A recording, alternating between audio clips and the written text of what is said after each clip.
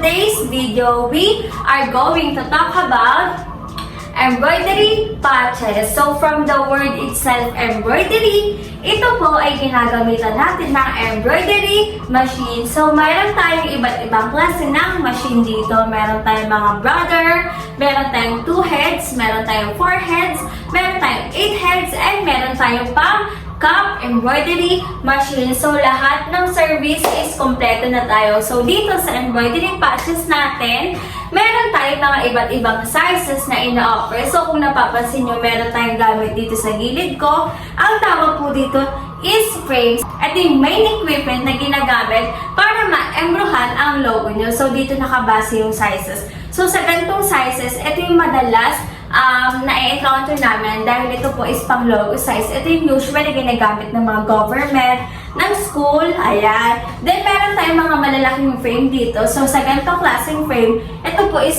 pang logo siya, yung mga solid color, ayan. Then sa ganito naman po is pang text siya. So ang pinaka-maximum natin dito is 9 inch from the width and 3 inch from the height. Then pagdating naman sa other products such as yung mga cups natin, ang pinaka-maximum po is 2.3 inches.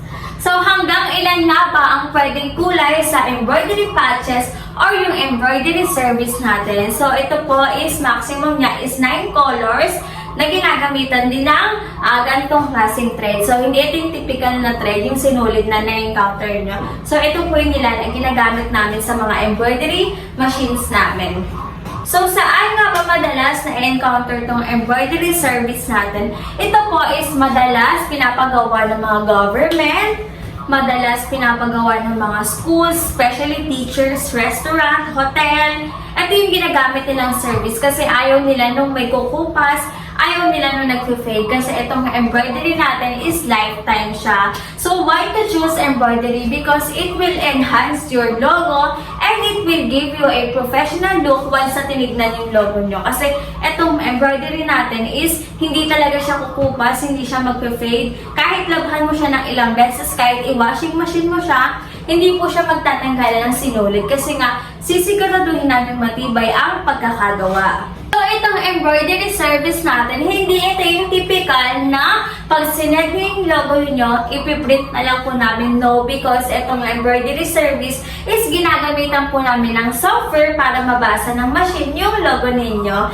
Then, this is no minimum order. Then, ang lead time namin for this is depende sa quantity, design, and location ninyo. If 12 pieces pataas, it is 2 to 3 days. Then, kapag 12 pieces below, that's 1 to 2 days po.